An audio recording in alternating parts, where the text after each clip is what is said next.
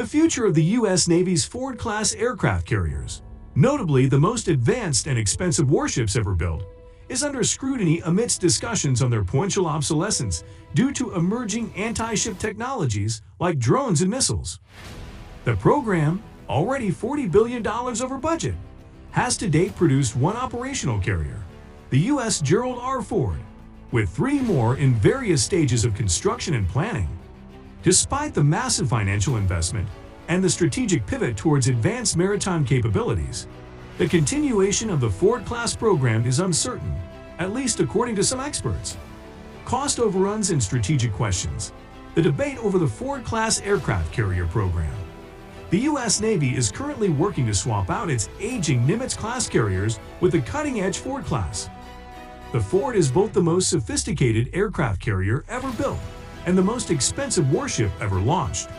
At $13 billion per unit, the Ford program has cost $120 billion to date, which is $40 billion over budget, and expected to increase as future vessels are constructed, launched, and commissioned. Yet, despite the Ford's epic price tag, some pundits are speculating that the aircraft carrier may be on the verge of obsolescence, sparking the question: could the Ford program be canceled? The future of the Ford class. To date, only one Ford-class carrier has joined the fleet, the USS Gerald R. Ford. The second-in-class USS John F. Kennedy was launched in 2019 and is scheduled to join the fleet in 2029. Meanwhile, the third Ford, the USS Enterprise, was laid down in 2022 and will be launched in 2025. The fourth Ford, the USS Doris Miller, will be laid down in 2026. What I'm getting at is that much of the Ford-class construction is already well underway. The likelihood of an intervention canceling the Ford class before 4 or 5 vessels are commissioned is unlikely. Whether the Navy will get all the way to the 10 planned Ford vessels is unclear. But nothing would be unusual about the Navy or the Department of Defense refining their procurement projections after a weapon system was already in production. The Ford class, the next big military program to get cut. The F-22, the B-2, the Zumwalt-class LCS, the Seawolf-class submarine, all had their initial projection numbers reduced significantly after production had already begun. There is nothing unusual about it. Will the Ford suffer a similar fate? The Ford has one good thing going for it. The preceding Nimitz-class is old, and the U.S. adheres to a foreign policy that leans upon the aircraft carrier to provide flexible air power projection.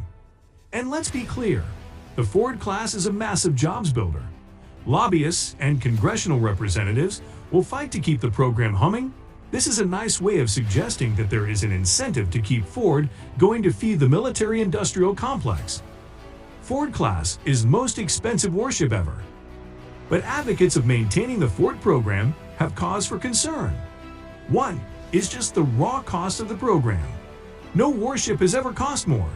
And while taxpayers are willing to tolerate the expense at present, things can change. Historical events that have precipitated sequestration include the end of World War II and the end of the Cold War. Concluding the Ford class will take decades, over which time something drastic could alter budget tolerances, or something like 9/11 events could happen, inspiring the DoD to restructure their spending. Further complicating the strategic projections are the rise of anti-ship technologies like drones and missiles. If drones or missiles develop to the point where aircraft carriers are no longer capable of surviving in contested sea space, then the remaining Ford-class vessels could be canceled. But at the moment, the Navy is proceeding as planned. The USS Gerald R. Ford represents the pinnacle of modern naval engineering, heralding a new era of American aircraft carriers, designed to outmatch any global competitor. Summary: the USS Gerald R. Ford represents the pinnacle of modern naval engineering, heralding a new era of American aircraft carriers, designed to outmatch any global competitor. As the lead ship of the Ford class, it introduces cutting-edge technologies, including electromagnetic launch systems and advanced arresting gear, enabling a higher sortie rate than the venerable Nimitz-class carriers it's set to replace. Commissioned in 2017, the Ford and its successors, including the John F. Kennedy and others to come, are built for future warfare, accommodating next-gen airframes like the F-35 Lightning II and unmanned vehicles. USS Gerald R. Ford, ushering in the future of American naval power. The USS Gerald R. Ford might be the most powerful aircraft carrier to ever set sail.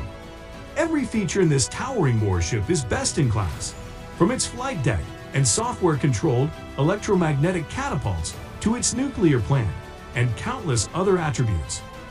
Ford-class carriers are being developed to replace the U.S. Navy's aging Nimitz-class ships. The lead ship of the new class has entered service, and over the next decade, the carriers will replace their Nimitz predecessors on a one-for-one basis. The USS Gerald R. Ford completed its first worldwide deployment to the Mediterranean earlier this year, marking a milestone for the Navy. Introducing the Ford class. For nearly 5 decades, Nimitz-class carriers have played the leading part in the U.S. military's power projection strategy. The class is superior to its predecessors in many categories, from its top speed to its formidable endurance. The Nimitz-class can launch aircraft to strike targets hundreds of miles away, but it is limited in its ability to accommodate new technologies. The Navy developed the Ford class specifically to incorporate future capabilities. The lead ship of the class, the Gerald R. Ford, was commissioned in 2017. The John F. Kennedy, the second ship of the class, is expected to enter service next year, followed by the Enterprise, Doris Miller, and others. Each carrier in this class will measure 1,092 feet in length, with a beam length of 134 feet. The flight deck on each ship will measure 256 feet wide. What makes the Ford class so robust? The Ford class allows new technologies to take sail. It was designed to feature the electromagnetic aircraft launch system, the ship's self-defense system, and an advanced arresting gear. With these new systems in place, the Ford ships can launch 160 sorties a day. Nimitz-class carriers can only launch 140 per day. Ford carriers are designed with a weight instability allowance that will accommodate the added weight of new systems installed over the vessel's half-century service lives. The advanced weapons elevators aboard each carrier use new technologies like electromagnetic motors and hydraulic systems. Fewer sailors are needed to move ordnance safely, with unmatched speed and agility. In terms of armaments and air power, the Ford class also stands out from its near peers. Each ship in this series will be equipped with the Raytheon-evolved Sea Sparrow missile and close-in weapon system. Among the 90 airframes that can be positioned on each carrier are these standouts: the F-35 Lightning II, F/A-18E/F Super Hornet, EA-18G Growler electronic attack aircraft, and E-2D Advanced Hawkeye. A number of unmanned air and combat vehicles will join them. The USS Gerald R. Ford's successful first deployment is a massive step for the Navy's new carrier class. As geopolitical tensions continue to escalate, America's large fleet of top-notch carriers will undoubtedly prove to be a significant and necessary asset.